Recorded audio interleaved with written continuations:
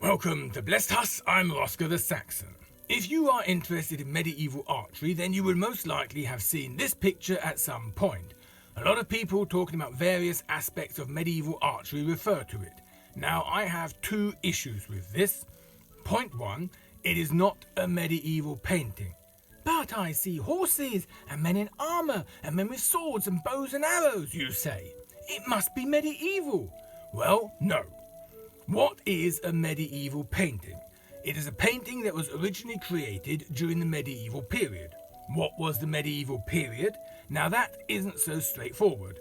Most people like it simple, and some of them say it's the years from 500 AD to 1500 AD, which is wrong. The medieval period is the time between antiquity, or the fall of the Western Roman Empire, and the Renaissance. And here we do not have clearly drawn lines. Now you may say, hang on, Rome fell in 476, that's easy to determine. To which I say yes, and that is relevant if you live in Italy. But I'm from Britain and the Romans moved out in 410. We did not sit around for 66 years saying, excuse me, can we start the Middle Ages please? However, I am not discussing the Roman Empire in this video. I just wanted to demonstrate that there is not a universal point in time when the medieval period started, and even less one when it ended. Now, here too, I have had people tell me that it ended in 1453 with the fall of Constantinople, or in 1492 with the discovery of America. But why should someone waking up in Bedfordshire on the 29th of May 1453 or the 12th of October 1492 say, oh well, that's it, new age from today on? Others have claimed that the invention of gunpowder ended the Middle Ages, which is nonsense since gunpowder was known in the 13th century in Europe, and the Middle Ages still went on for a bit after that. Now, it is not so much an event that ended the medieval period, but more social changes in the 15th century, a change of ways of thinking that created the Renaissance. So let's take a look at this picture and who created it and when. We know the artist, but not his real name. He was a German working under the pseudonym Meister der Heiligen Sippe, which means Master of the Holy Clan or Community. He was born in 1450, probably died 1518 because that's when he stopped painting, and he made this painting in the years 1493 to 94, after the fall of Constantinople and the discovery of America. Now, Donatello has been classified as a sculptor of the Renaissance, and he died in 1466, decades before this painting was made. Leonardo da Vinci, probably the most famous of Renaissance artists, was creating paintings in the 1480s.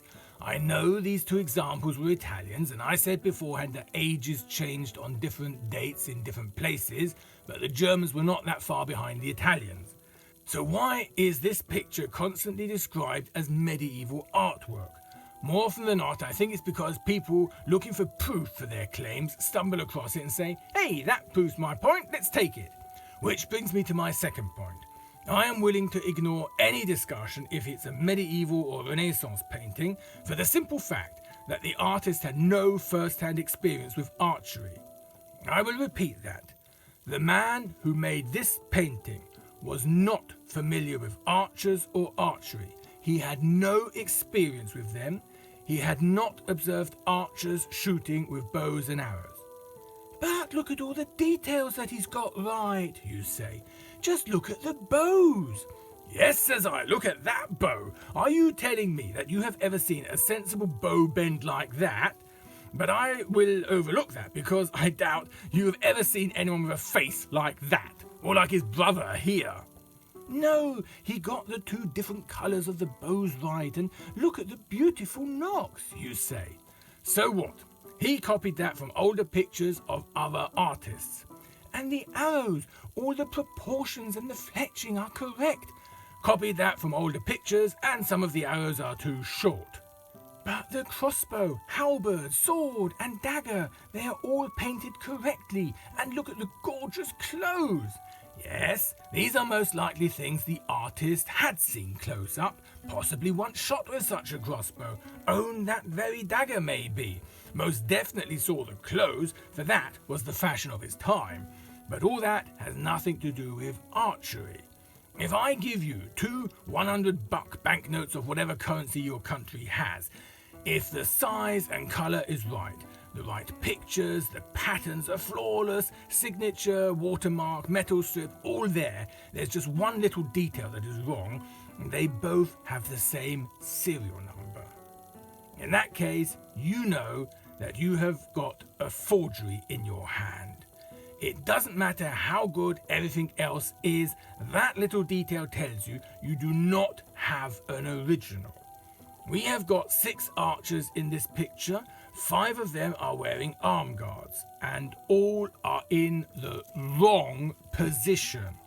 Their arm guards are on top of their arms, not on the inner side where they belong. That means this artist is showing us archers wearing arm guards that do not guard their arms from the bowstrings and also do not keep their sleeves out of the way of the strings, thus being utterly useless. I am convinced the painter deliberately chose to paint the archers with the arrows on the thumb side of the bow, not on the knuckle side. Here it looks like he painted the arrow first and then the bow over it, but it proves nothing.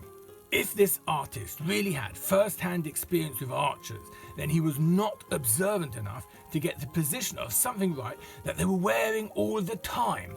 Why would you trust that he got a detail right that he could only observe for a brief moment? Even worse, if he was aware of the correct position of the arm guards and he chose to change it for artistic reasons, then his art is not a reliable source for realism. The fact that Saint Sebastian probably died 288 AD is not relevant in this respect. This video is not about what side of the bow the arrow was placed. I am not claiming one or the other. It is not about stance or drawing, not about bow thickness or arrow length. This is simply a video pointing out that this painting should not be used as a reference point for medieval archery. It is not a medieval picture. It does not give us a true depiction of what medieval archery looked like. Oh, and longbow archery wasn't really a thing in Germany of the 1490s anyway.